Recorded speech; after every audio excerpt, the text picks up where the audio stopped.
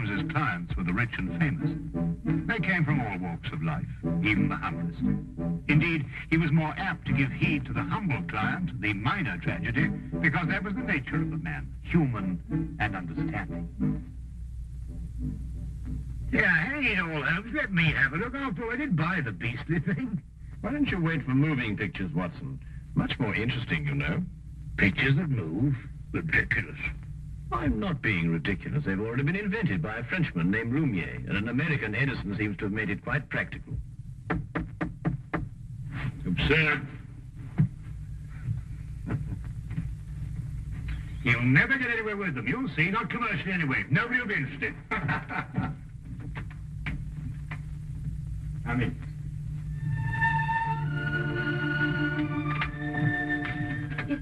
It's Mr. Sherlock Holmes in, please, sir. Yes, he is. I'd like to see him if you'll speak to me, please, sir. Of course he will.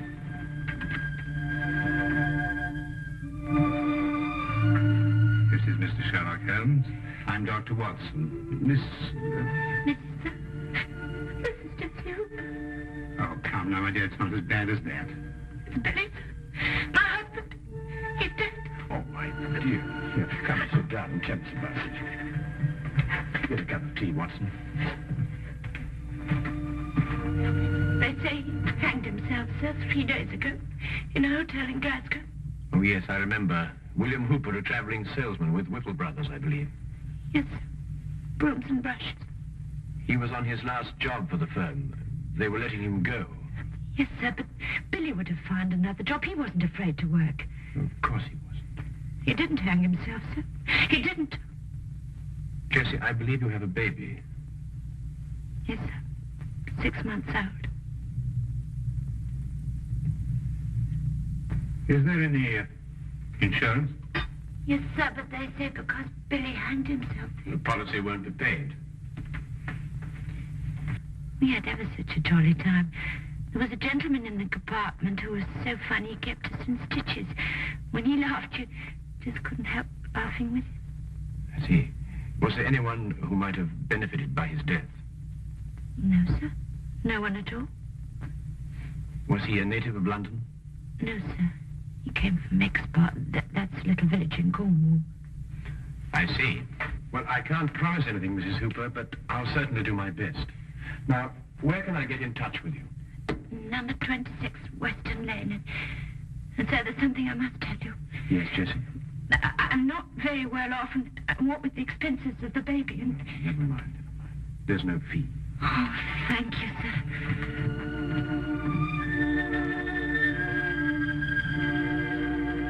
Goodbye, sir. Goodbye, Jessie. Sir, I don't know how to...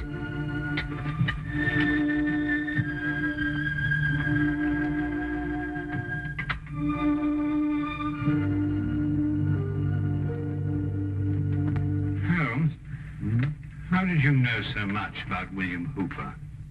I read about it in the papers, Watson. One of those domestic tragedies that become buried in the back page.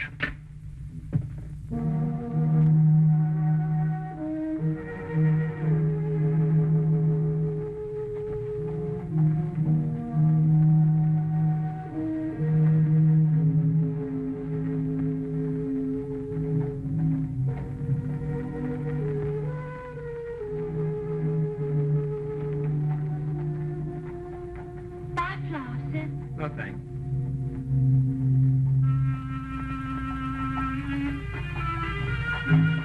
Flowers, sir. Flowers for your missus. Got any stingy nettles?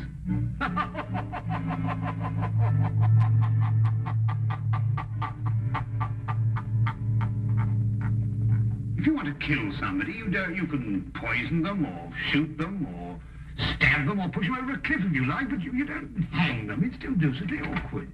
Unless, of course, you want to make it look like suicide.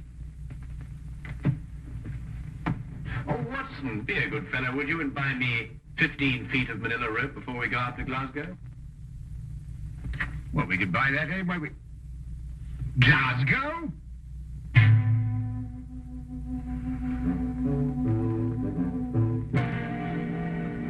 Mr. Holmes, I'm only allowing you to see this rope because my cousin, Inspector Lestrade, asked me to.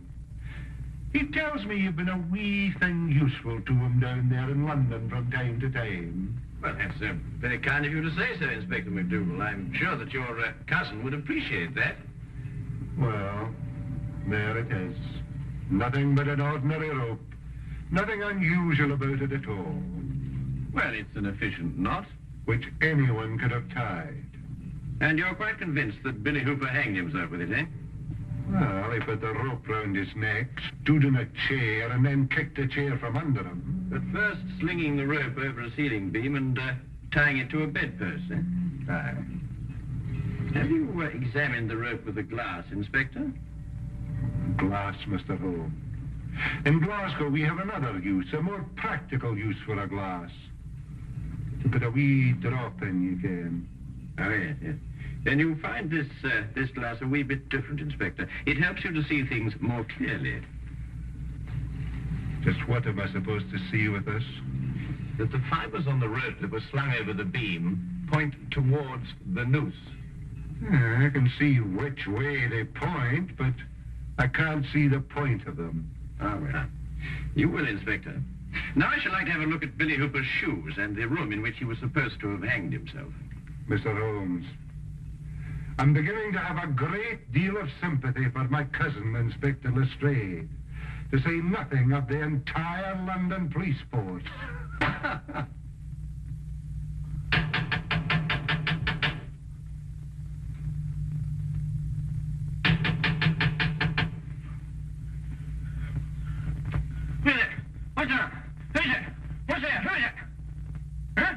Morning, sir, morning. Beautiful morning, isn't it? This is the room, gentlemen.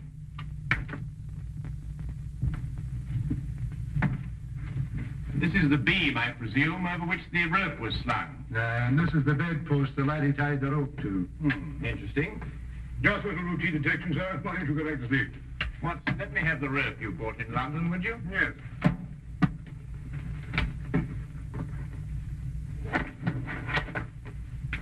Thank you.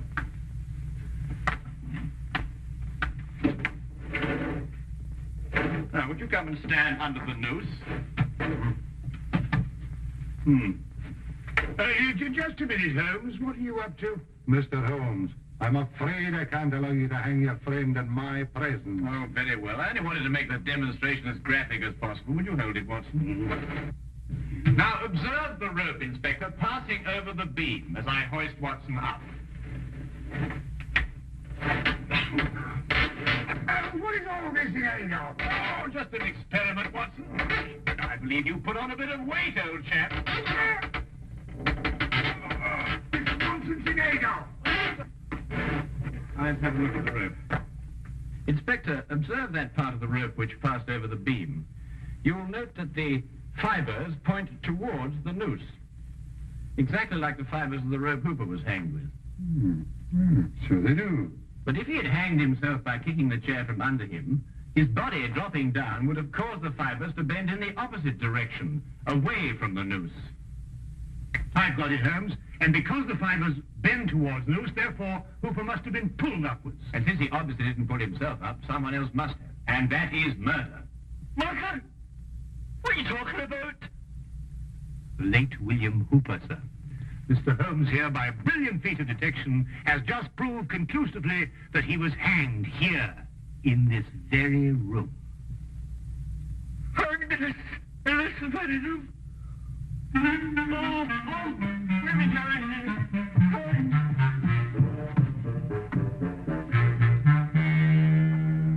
And this, I presume, is the chair that Hooper stood on. That's it. Yeah, there are no scratches on the seat. And there was a nail sticking out of Hooper's right shoe. Further evidence if you require any, Inspector. Ah, fragments of glass. Was there a broken drinking glass found on the floor, Inspector? No, nothing at all. Oh, I expect the murderer tied it up after him. But I think that we'll discover that he gave Hooper a drink with a drug in it. Well, difficult to analyze at the moment, but I shall have a look into it. Was there someone in the bed, Watson, when we came in?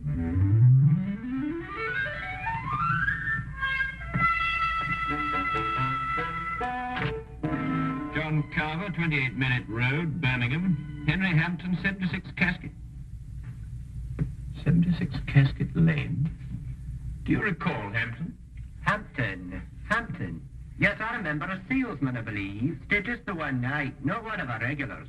Did you notice anything in particular about him? No. Yes, he limped. That's right, he limped. He limped, did he? That will prove useful. Thank you.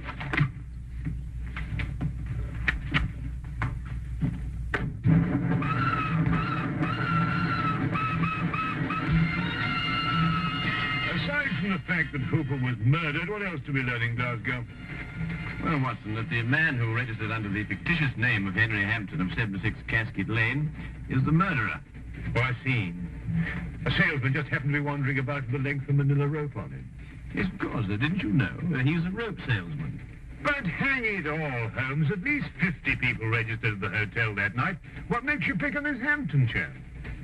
Because, my dear fellow, an elementary geographical knowledge of London would tell you that the even numbers in Casket Lane stop in the 60s. Number 76 is obviously a figment of Mr. Hampton's imagination. I see. But then, if both his name and his address are false, where are we going to start looking for him? We begin, obviously, with a trip to Exeter, Billy's birthplace in Cornwall. Now I'll tell you one. About the chap who woke up one morning with an elephant trunk instead of his nose. Began the day by blowing his own trumpet. Anyway, it's nonsense. The murderer to the other side of the world, by now.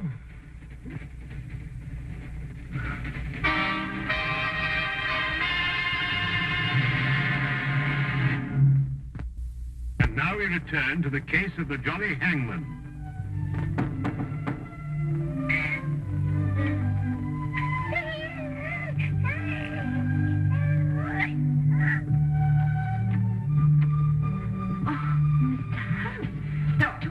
Good morning, Jessie. I hope we haven't interrupted your household chores. Oh, no, sir. Please come in. Thank you. So that's a little man, eh? Yes, sir, that's little man. Oh, I say, Holmes, look at that chest, too. Look at these biceps. Yes, Watson, and look at that nice high forehead and that well-developed cranium. Won't you have some tea, I'm sorry, Jessie, but I'm afraid we won't have time. We've come to ask you a few questions about your husband. sir? Yes. Please sit down. Thank you. Dr. Watson and I have just come back from Exeter. It occurred to me that the seeds of what happened in Glasgow were sown in the past. We learned, Jessie, that when Billy was 7 years old, his grandfather was murdered. Did you know that? No, sir. Billy never told me. I can understand that. He was a sensitive young man, and he wouldn't want to burden you with a gruesome story. What happened, sir? Well, at that time, Billy was living alone with his grandfather on an isolated farm. One night, the old man gave shelter to a stranger. The following morning, Billy's grandfather was found murdered, and Billy was discovered incoherent with fear, hiding in a shed. The murderer was never identified. The only thing that Billy could tell the police was that the man lived. Exactly, Watson. However, years passed. The murderer felt comparatively safe. There was only one person in the world who could identify him. The man who once had been that 7-year-old boy. And he probably thought the little boy'd forget anyway. But the little boy didn't forget. The memory remained here, dormant for many years, until it was reawakened in Glasgow. Oh, that window. It was dark, don't it? It was dropping shut like that. Billy was going to fix it. In Glasgow, sir? Yes, where he encountered the murderer. The memory began to stir, perhaps awakened by that limp.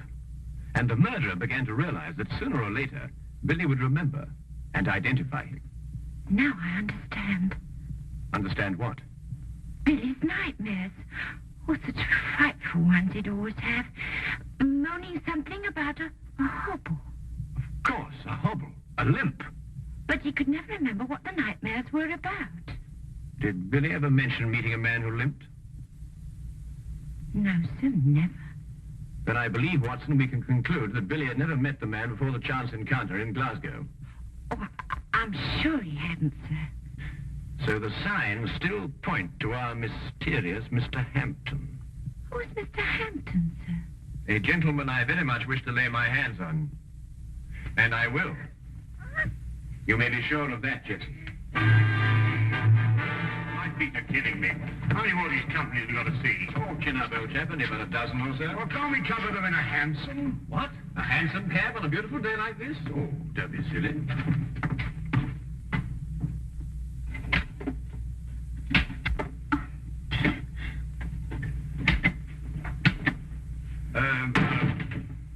Good afternoon. Do you use a colon or a semicolon after, dear sir? Oh, colon, miss. Now, come along, Holmes. You know better than that. A semicolon, young lady. I can't find either. Tell me, is your sales manager in? A sales manager? That'd be Mr. Thornton, wouldn't it? Or Mr. Baxter? Yes, Mr. Baxter. Did you have an appointment with him? No. Must we have one? I don't know. I'll ask him.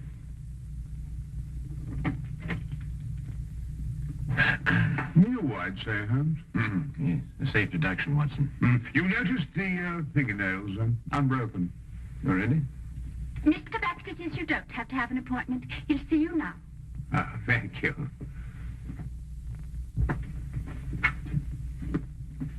Good afternoon, gentlemen. Good afternoon.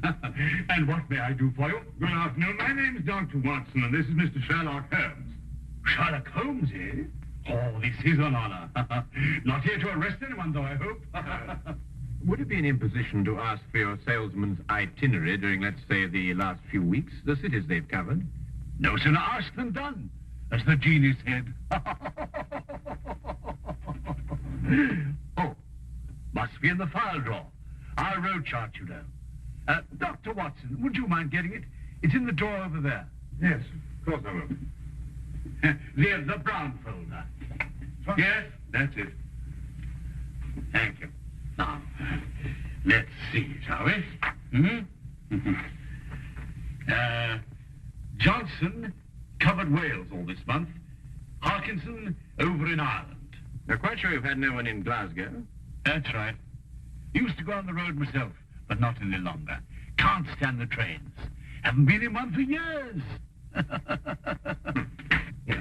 Well, thank you very much indeed. And good day to you, sir. Good day. Come back if you've got any loose ends to tie up.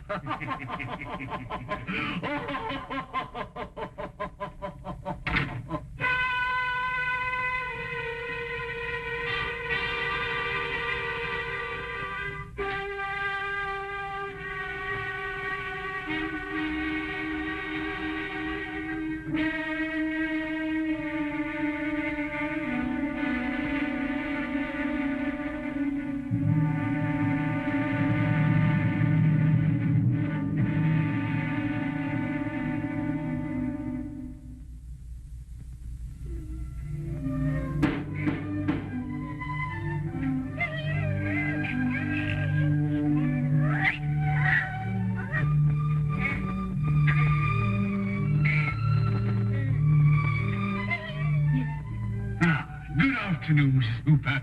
You don't remember me, Mr. Baxter. Oh, yes, of course I do, sir. Won't you come in? Thank you. You were the jolly gentleman on the train with Billy and me. Give me your coat. Oh, thank you. I've come to offer you my deepest sympathy. Yes, sir. Oh, a tragedy, a tragedy. He was a fine boy. Yes, sir. Oh, there. Come now, little lady. There's always a ray of sunshine somewhere.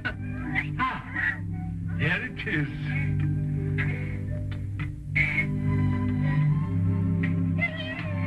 A little bundle of happiness. A joy and blessing for you. You'll always have...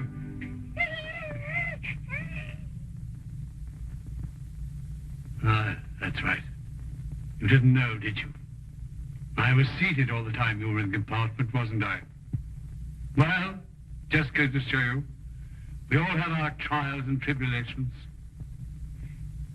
Yes, Oh, but here am I, forgetting what I came for. How'd you like a job, little lady, and someone to take care of the baby? Oh, sir. Then let's have a cup of tea and talk about it, shall we? Oh, sir, I don't know how to thank you. I'll do anything. I'll send you to a secretarial school. And then you'll be my secretary. Oh, sir, that would be wonderful. You know, I didn't know how I was going to manage. Oh.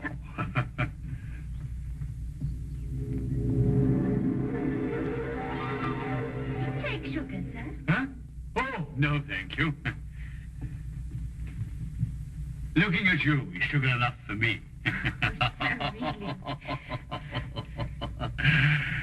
My friend Sherlock Holmes tells me you've been to see him.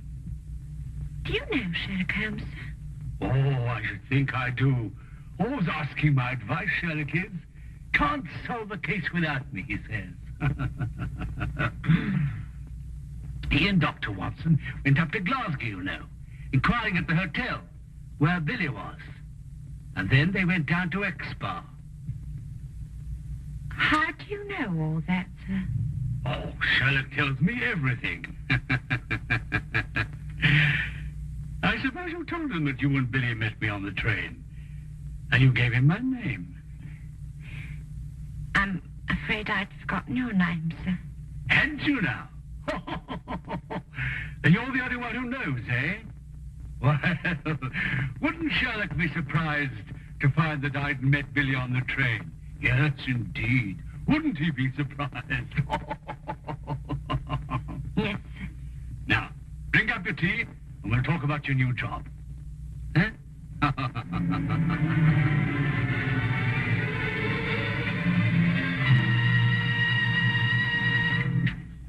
What is it? On the train coming down from Glasgow. What about the train? That's where we heard that laugh. By Jove, you're right. The man telling jokes in the next compartment. Oh, I've been a fool. Why do you suppose he sent you to get that road chart when he could have got it himself? Well, I suppose I was nearest. No, because he didn't want us to see that he limped. Don't you understand? He's the jolly man in the train who cheered up Billy and Jessie. Yeah. Cabby! Cabby! Here! Quickly, Watson. We've no time to lose. I'm right behind you. Baxter's office? No. Who's the only person who can prove that Baxter met Billy? Why, Jessie. Yes, of course. 26 Western Lane, driver and fast. We've got to stop another hanging. Just sleep.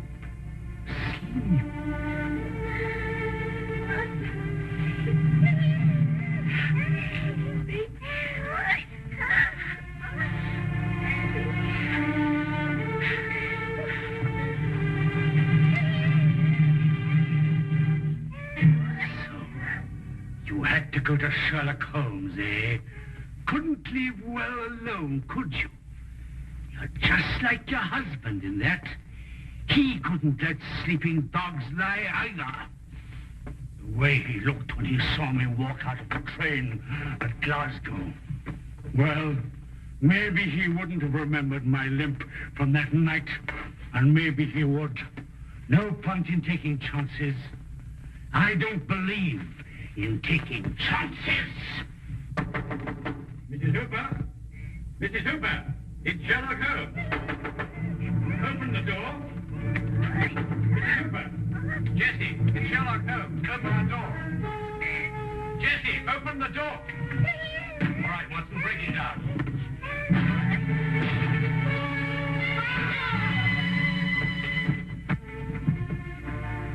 All right, she's just drugged. Look, what?